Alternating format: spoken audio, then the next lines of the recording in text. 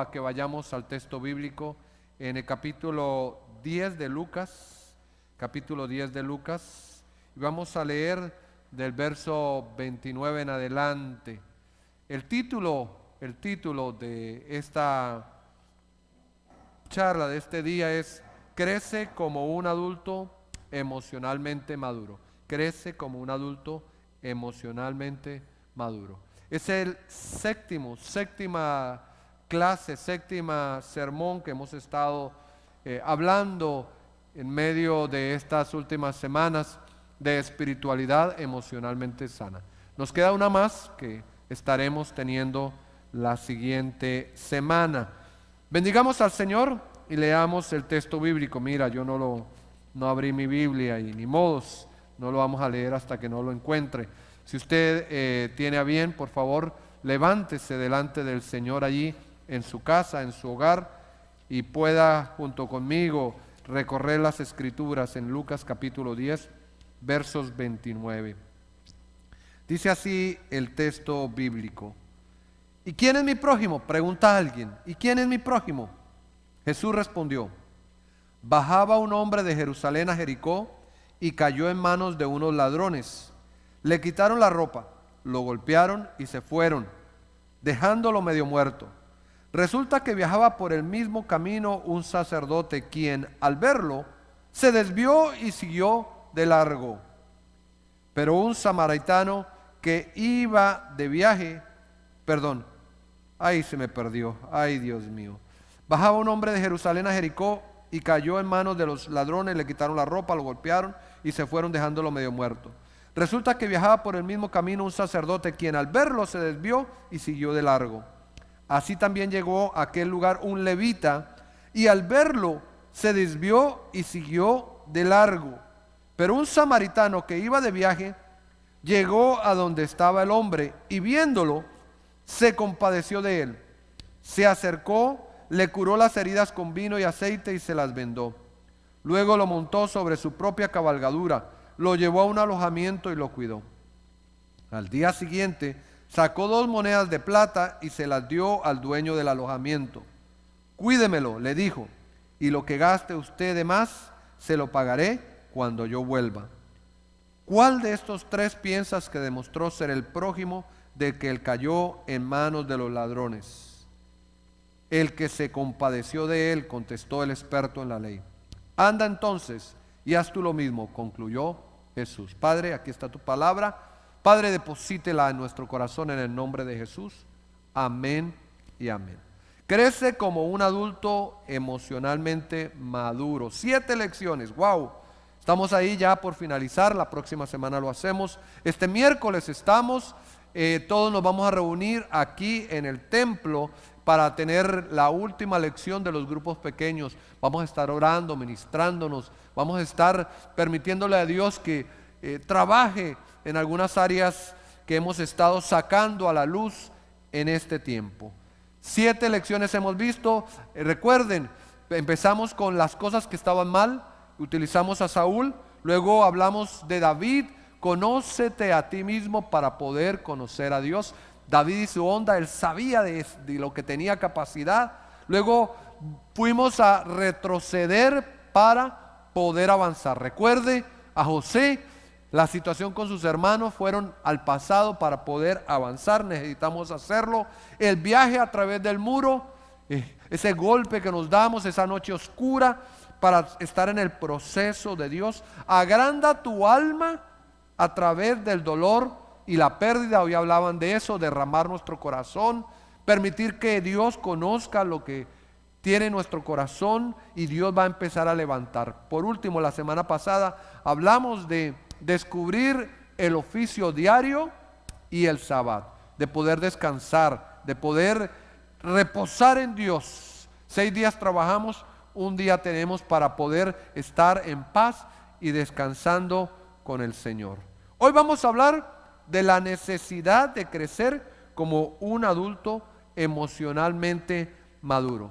La premisa es que para que nosotros podamos crecer y desarrollar ese adulto maduro espiritualmente entre nosotros, se debe conectar el amor que tenemos con Dios, el primer mandamiento, con amar a los otros como a nosotros mismos. Escúcheme, cuando nosotros conectamos ese amor con Dios, ese amor que Dios nos ha dado para poderle bendecir, para poderle glorificar, y que nosotros podamos también transmitir ese amor y vivir en amor en medio de las personas que tenemos a nuestro alrededor.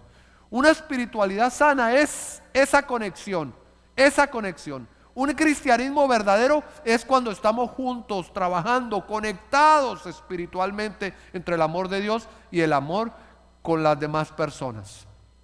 Ahora, cuando no hay una buena espiritualidad, cuando la espiritualidad no es sana, lo que hacemos es desconectar eso.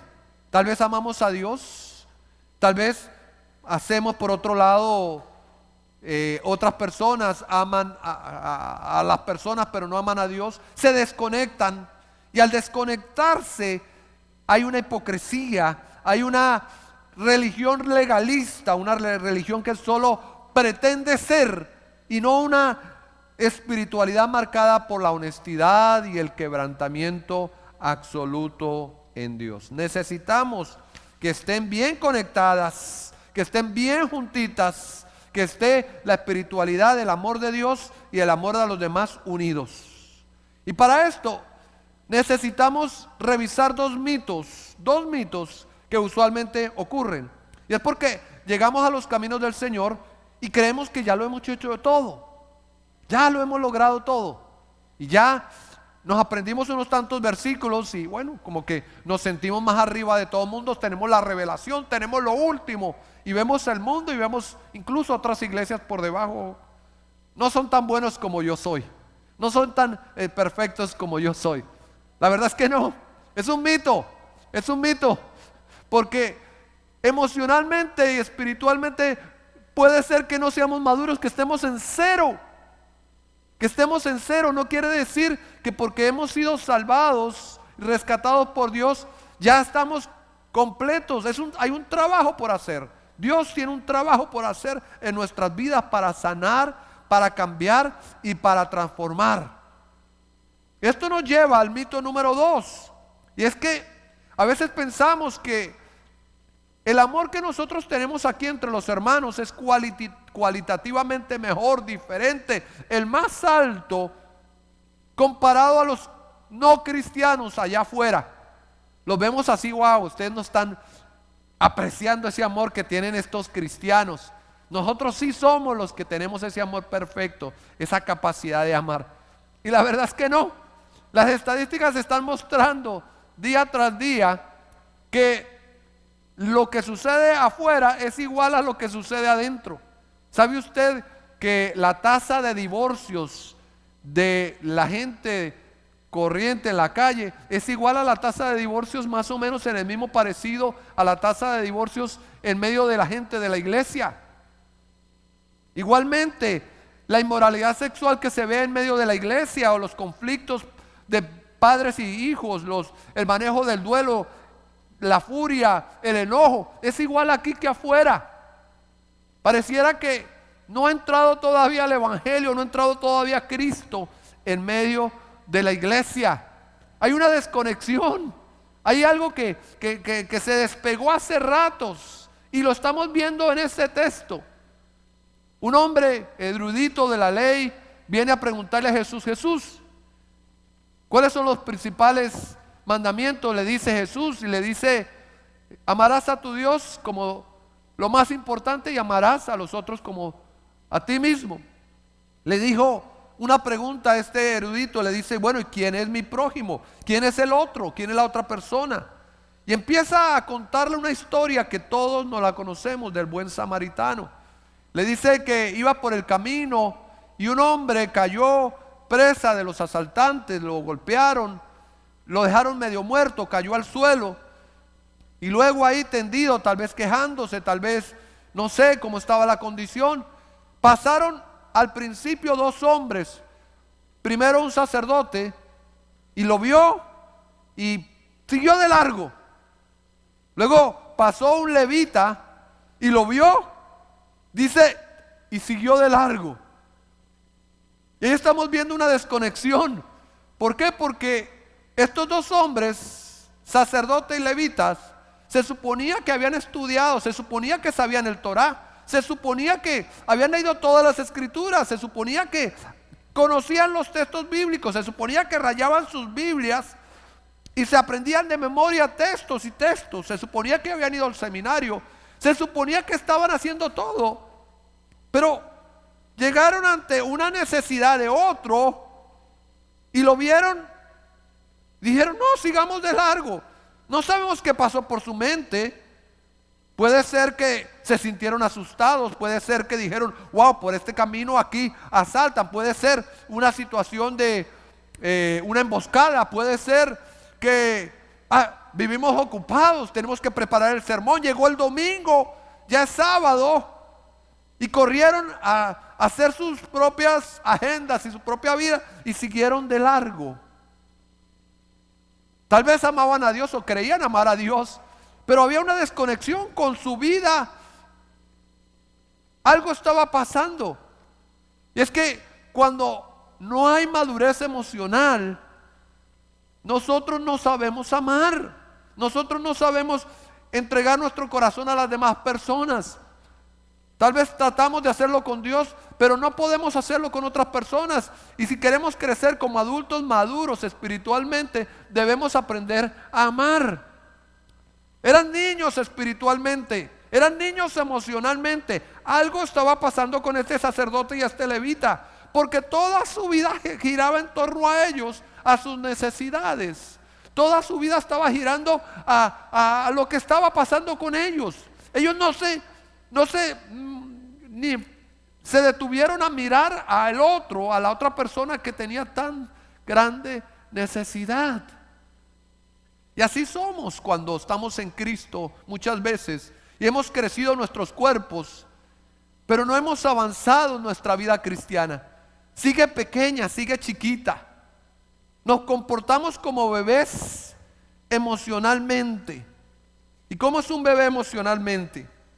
¿Qué hace un bebé emocionalmente? No puede transmitir y no puede hablar lo que siente. Entonces llora.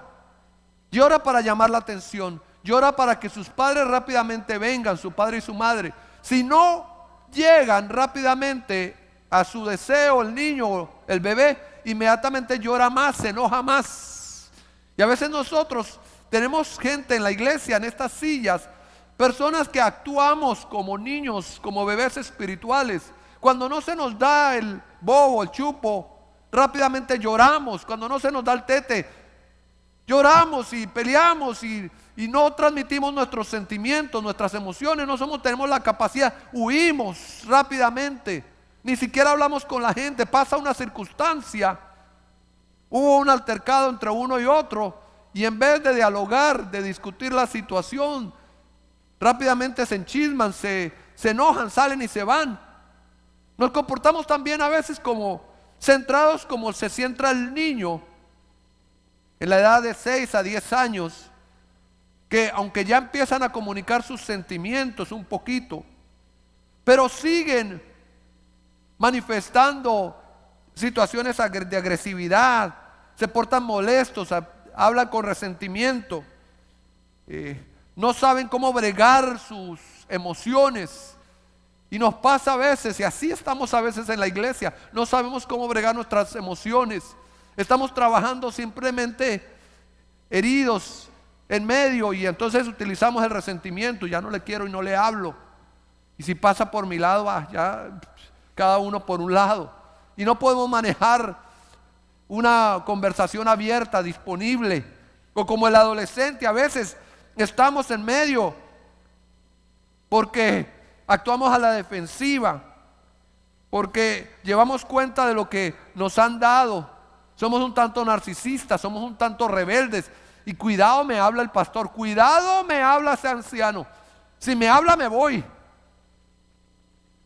Y estamos así actuando en nuestra vida, en nuestra casa, de esa manera. No podemos, nuestro esposo y esposa, a veces las relaciones se tornan difíciles porque somos emocionalmente inmaduros, emocionalmente es unos bebés. Es a mi manera. Si no le gusta, divórciese. Mire a ver qué hace. Y pueden estar enojados 2, 3 y 4 semanas sin hablarse, sin decirse nada en medio de la casa. Y no trabajan sus relaciones, no pueden comunicar sus sentimientos, sus expectativas de vida, lo que desean, lo que esperan.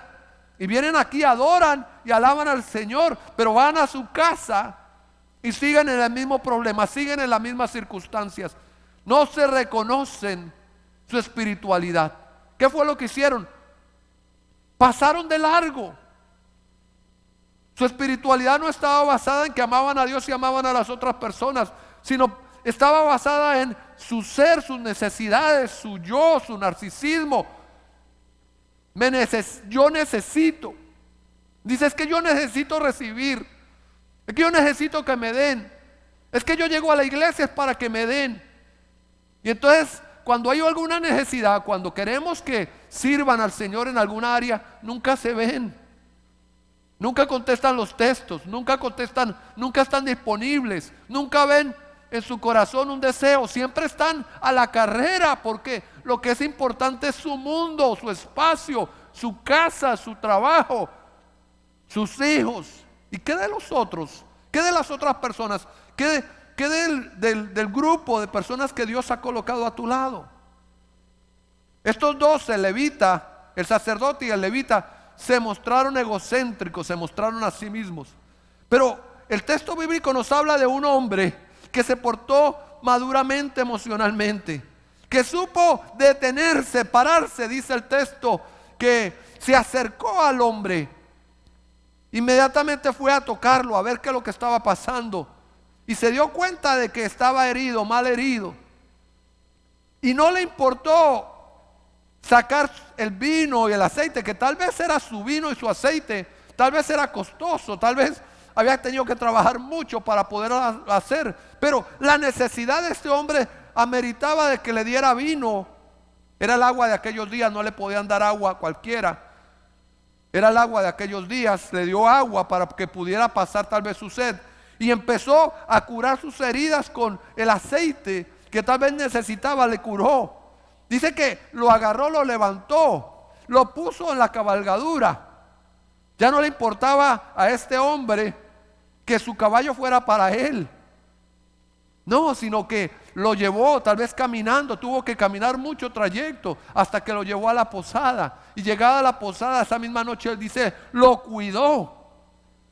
Mira, su espiritualidad estaba basada en el cuidar, el amar. Y al otro día se fue y le dejó dinero a la persona que atendía el hotel para que pudiera cuidarlo. Tremendo hombre. Lo chistoso es que este hombre era samaritano. Este hombre ni siquiera pertenecía a los de Israel. Este hombre era parte de aquellos que los judíos de aquellos días veían mal. Piense usted en una persona que tiene una filosofía y unas costumbres extrañas y ellos lo veían como extraño. Los israelitas o los hebreos pensaban de que ellos iban a ir para el infierno. Y aún así el despreciado de los judíos, de los israelitas, fue el que actuó y el que sí tenía conectada su espiritualidad de arriba, porque amaba a Dios y podía amar a los otros. Podía conectarse con otros.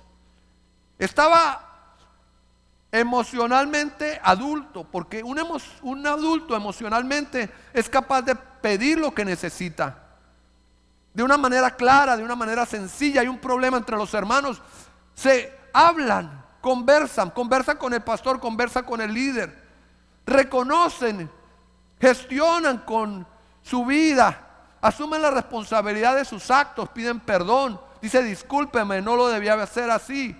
Miran sus pensamientos, los evalúan, trabajan en ellos. Eso es lo que hace un adulto. Cuando están bajo estrés, trabajan con sus emociones. Cuando están llorando, cuando están tristes, lloran, pero se presentan delante de Dios. Respetan a los demás, sin querer cambiarlos, sin querer presionarlos, sin querer manipularlos. Un adulto hace eso, le da espacio a las personas para que también cometan errores, para que no sean perfectos. Tiene la capacidad de resolver conflictos. Un adulto con madurez negocian soluciones, trabajan para el bienestar de la comunidad y para el bienestar de otros. Eso es lo que hace un adulto. Un adulto que está mirando espiritualmente a que el que está herido y el que está golpeado, a ver cómo lo levanta. Tiene empatía, tiene esa capacidad de pensar en el otro, de ir y buscarlo ahí donde está, de invertir para que otro y otra pueda tener la bendición y el amor y la gracia y el favor que Dios también le ha dado. Necesitamos adultos emocionales, espiritualmente hablando en la iglesia. Personas que puedan comunicar con amor lo que están sintiendo, lo que están viviendo. Personas que puedan unirse al grupo de hombres y mujeres y darle la mano, el cariño, el afecto, levantar la iglesia. Necesitamos una iglesia modelo que muestre que se puede trabajar el conflicto, las necesidades de cada uno, poderlos ayudar a crecer y a levantar y ser un centro de operación para sanidad y recuperación de la calle, del mundo allá afuera. Que vengan aquí, la gente se sienta en un refugio de amor, en el taller del carpintero, en un lugar donde sus vidas son reparadas, cambiadas y transformadas a la imagen de Jesús. ¿Eres un adulto emocional? ¿Eres un adulto que se detiene al ver a la necesidad de otro, de otra, y rápidamente trabaja de corazón para levantarlo y hace el problema de esa persona como su problema, lo lleva, lo consiente, lo cuida? ¿O está pensando o está corriendo? Está agitado con las cosas de la vida y no sabe lo que realmente, qué significa tener empatía y corazón para otras personas. Hagamos inventario. ¿Dónde tú estás? Tú estás emocionalmente sano, emocionalmente disponible, emocionalmente dispuesto para amar a otras personas, conectado tu espiritualidad de arriba con tu espiritualidad de abajo. Es necesario que trabajemos nuestra vida. Y muchas veces vemos aquí en nuestras sillas gentes, yo mismo he luchado con mi propia espiritualidad porque muy por dentro también quiero seguir de largo porque mi vida, mi ser, yo soy primero. Y cada uno de nosotros luchamos con eso. Porque a veces de nuestras familias de origen, nuestras familias donde nosotros nacimos, no nos enseñaron más. No nos enseñaron a tener conexiones emocionales. Y a veces por eso tenemos que regresar a nuestra casa. Porque puede ser que emocionalmente no nos enseñaron, no nos dieron espacios. No nos dieron espacios para que nosotros como niños pudiéramos hablar de las cosas que estábamos sintiendo. No nos enseñaron ni siquiera qué significaba el enojo, no nos enseñaron qué significaba la tristeza, no nos enseñaron cómo manejar el duelo, cómo manejar las pérdidas. Tal vez nos dejaron, no nos decían nada. No nos enseñaron a cómo confiar. Muchos de nosotros pasamos etapas muy crudas, muy difíciles en nuestra niñez y no nos enseñaron a confiar. ¿Por qué? Porque papá y mamá se divorciaron, teníamos 4, 5, 6 años, se divorciaron, se pelearon y todavía se lanzan bombas y granadas. ¿Qué voy a confiar? ¿En quién voy a confiar si mi papá y mi mamá se hablan mal el uno del otro? No nos enseñaron a aprender a respetar a los demás, a ser cálidos. Y así nacimos y así crecimos y así llegamos a la iglesia. No nos enseñaron a aprender a esperar nuestro turno. No nos enseñaron a hablar con claridad, con respeto, que nuestros sentimientos pudieran fluir. No nos enseñaron a escuchar cómo manejar nuestro enojo, cómo manejar las peleas, las discusiones. Y así nacimos, en casas así, totalmente disfuncionales. Llegamos a la iglesia, ¿cómo nos vamos a comportar? De la manera como nosotros venimos en ese molde que nos ha trabajado, nos ha impuesto un carril y nos va a llevar a una vida egocentrista, narcisista, donde el que vale soy yo. ¿Por qué? Porque no hemos trabajado nuestras vidas. Por eso este camino cristiano es un proceso en el cual nosotros disponemos nuestro ser para que Dios trabaje esas áreas y para que la iglesia, que es el laboratorio de Dios, nos ayude a sanar. Yo espero que en medio de la iglesia usted esté encontrando un espacio donde usted esté provocando que otros y otras lo toquen que le hablen, que le enseñen acerca de cómo confiar, que le enseñen cómo respetar a los demás, cómo esperar su turno, cómo hablar con claridad y cómo hablar con respeto, cómo expresar sus sentimientos, cómo escucharse el uno y el otro. Por eso la necesidad de los grupos pequeños, una necesidad enorme que tenemos de relacionarnos en medio de la iglesia, que vengan los ancianos, que vengan los líderes, que venga gente sabia y nos consuelen, nos ayuden, nos apoyen, nos corrijan, y nosotros poder escuchar. Que la iglesia sea ese centro donde Dios trabaja nuestros sentimientos, nuestras emociones, nuestro corazón. ¿Cómo estás espiritualmente? ¿Cómo estás emocionalmente? ¿Puedes expresar tus sentimientos con libertad? ¿Puedes confiar en las demás personas? ¿Sabes hablar y conversar con otras personas? ¿Respetas la individualidad de los otros? ¿No empujas para que cambien? ¿Permites que tus sentimientos florezcan en medio tuyo, en medio de las personas que están a tu lado?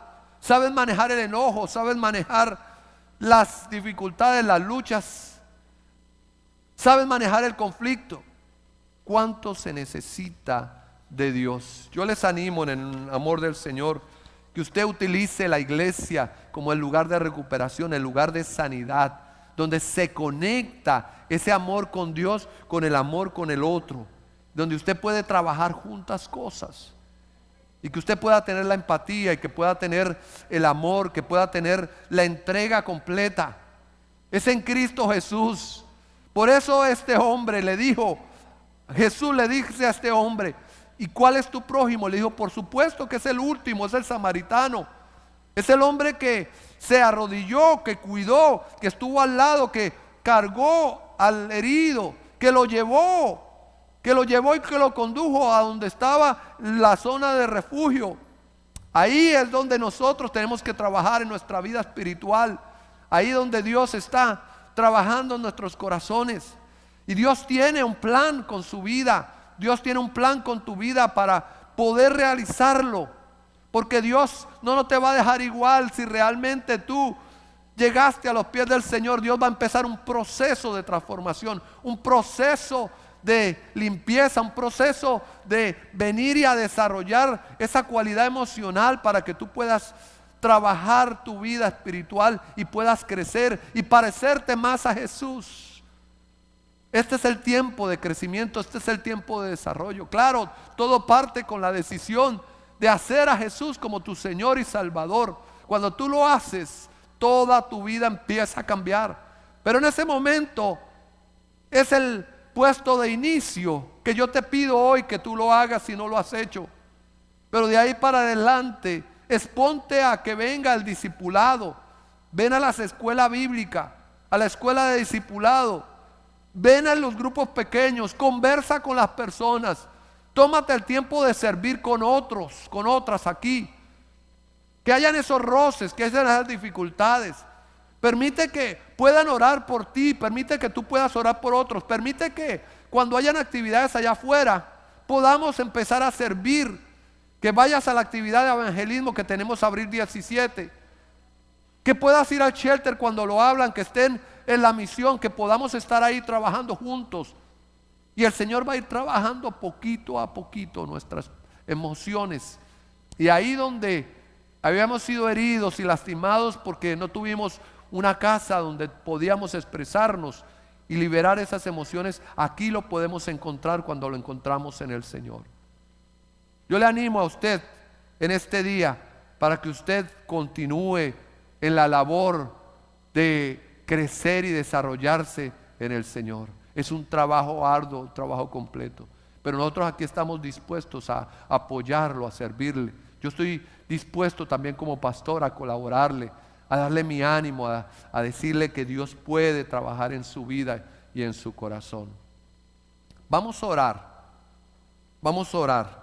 Yo quisiera que usted creyera de parte de Dios que tiene Dios un plan para con tu vida. Tal vez tú estás mirando tu vida y tu pasado y dices: wow, en mi casa nunca me dejaban ni siquiera expresar emociones, siempre me tenían a un lado. Siempre luchaba con que... Y ahora tengo tendencias en las cuales todo soy yo. Y yo me veo a mí mismo y yo no puedo parar, no puedo detenerme. Siempre ando a la carrera, siempre ando, no tengo tiempo para otros. Solamente tengo tiempo para mí, para pensar en mí. Y mi relación con mi esposa, con mi esposo está quebrada. Porque siempre me está diciendo que no la escucho, nunca pienso en ella, nunca pienso en ellos, nunca pienso en mis hijos. Este es el día de cambio. Dios, métete en nuestras vidas, Señor. Tú llegaste un día a mi vida. Sé que estoy en el proceso de cambio, de transformación. Te necesito, Dios. Necesito que tú metas metas en mí, para que yo pueda, Señor, oh Dios, cambiar y transformar mi vida. Empieza con una decisión, con la decisión más importante de decirle: Señor, ven. Yo reconozco tantas cosas que pasaron en mi pasado, pero yo sé que contigo todo es diferente. Yo sé que yo puedo confiar en ti. Yo sé que tú eres mi buen padre, madre, que tú vas a transformar mi ser. Padre, en el nombre de Jesús, yo empiezo con aceptarte. Yo empiezo con recibirte. Yo empiezo con abrir mi corazón para que tú vengas. Esas emociones que a veces están sueltas, que actúo egoístamente, que actúo como a la defensiva, que no puedo trabajar el conflicto, las luchas. Padre, en ti las entrego para que tú seas el Señor de ellas. Trabaja en el proceso de Dios con mi vida. Haz que pueda, oh Dios, crecer y desarrollar mi ser. Que yo pueda detenerme ante la necesidad del otro. Que yo pueda verla y pueda traer mi corazón y traer mi vida para levantarlo, para fortalecerlo. Que me olvide un poco de mí, Señor. Que pueda, Señor, oh Dios, mostrarte a ti, oh Dios, como Señor y Salvador en las vidas de otras personas. Dame la oportunidad de conocer a alguien hoy a la cual le pueda hablar de Cristo. Dame la oportunidad esta semana, oh Dios, cada día de poder expresarle a otros lo importante, Señor, que eres tú, Señor, cuando ellos y ellas disponen sus vidas y sus corazones. Yo me arrepiento, Dios, porque a veces corro y no pienso en las otras personas. Tal vez en la oficina nunca le he hablado a nadie de Cristo. Tal vez a mis compañeros nunca les he mencionado de que tú vives y tú reinas y que tú puedas hacer un cambio absoluto en sus corazones. Tal vez egoístamente, porque pienso que me van a rechazar, he corrido de aquí para allá y no he detenido mirando al necesitado, al que está caído, y puede estar ahí al lado mi esposa o mi hijo. Ayúdame, Señor, oh Dios, a que yo me compadezca y me detenga, y que yo pueda ver, Señor, oh Dios, con ojos de bien, Señor, el sostener, oh Dios, mi fe, oh Dios, arriba, con el amor que te tengo, con el amor que tengo por los demás. Yo te pido en el nombre de Jesús que transforme mi ser y lo cambies conforme a tu espíritu, en el nombre de Jesús. Amén.